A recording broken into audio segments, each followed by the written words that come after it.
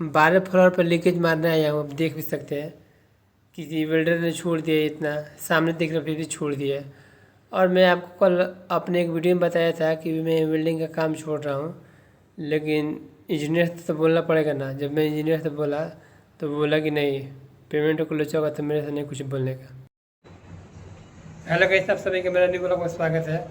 और 12 माला पे लेके जाए तो वही मारने आए हैं। अभी तो फिलहाल में पोडियम 3 पे फलांज का वेल्डिंग कर रहे थे 50 का पाइप में, और अभी लेके जाए तो आए हैं 12 महल पे लीकेज मारने आया हूँ। जो टेस्टिंग कर रहा था वो मेरे इंजीनियर के पास फ़ोन किया था कि सर किसी को भेजिए वेल्डर को वेल्डिंग मारने के लिए, तो वही मैं आया हूँ वेल्डिंग मारने के लिए।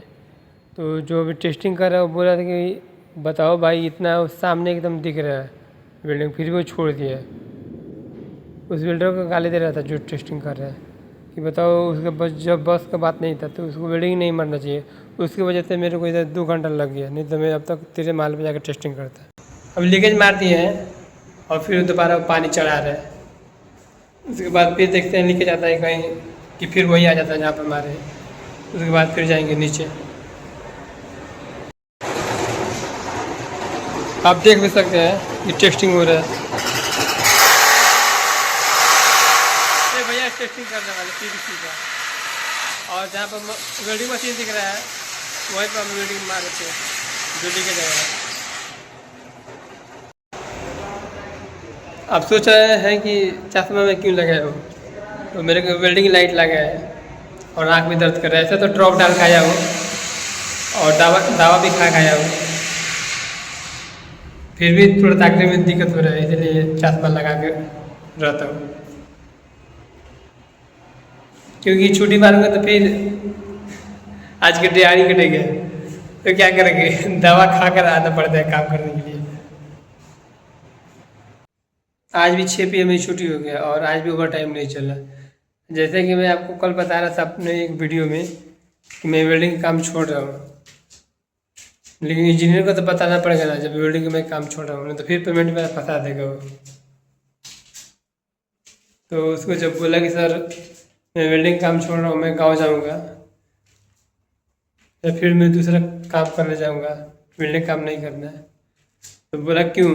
मैं बोला सर मेरे को बार बार वेल्डिंग लाइट लग रहा है, दवाई खा रहा हूँ, ड्रॉप डल रहा हूँ आँख का, फिर भी आराम नहीं हो रहा है।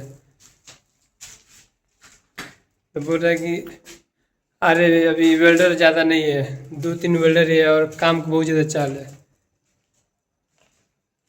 तुम्हें परेशानी क्या है?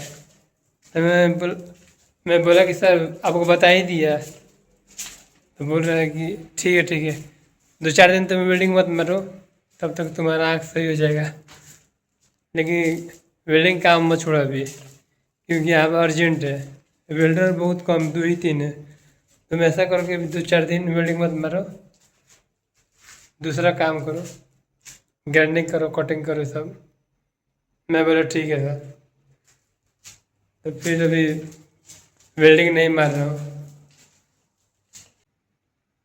किसी भी समस्या का जल्दीबाजी में फैसला लेना बहुत ही हानिकारक होता है। क्या कर सकते हैं? अगर मैं बिन बताए चला जाता गाँव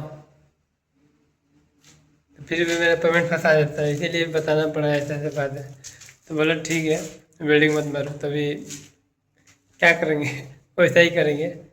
और फिर अभी गांव जाएंगे, 1-1.5 महीने के बाद जाना है, तो फिर पेमेंट सब आ जाएगा, क्योंकि मेरा कंपनी 1 महीने का पेमेंट फंसा के रखता है, गांव जाने के बाद भेजता है। तो फिर जब पेमेंट निकल जाएगा पूरा, उसके बाद देखेंगे, वेल्डिंग काम छोड़ ही देंगे। एक क्रिएटर के लिए आप सभी का सपोर्ट बहुत ही ज़रूरी होता है, और आशा ना मेरे को पूरा विश्वास आप सब ज़रूर मेरा सपोर्ट करेंगे, क्योंकि मेरा कैसा सिचुएशन है आप देख ही सकते हैं।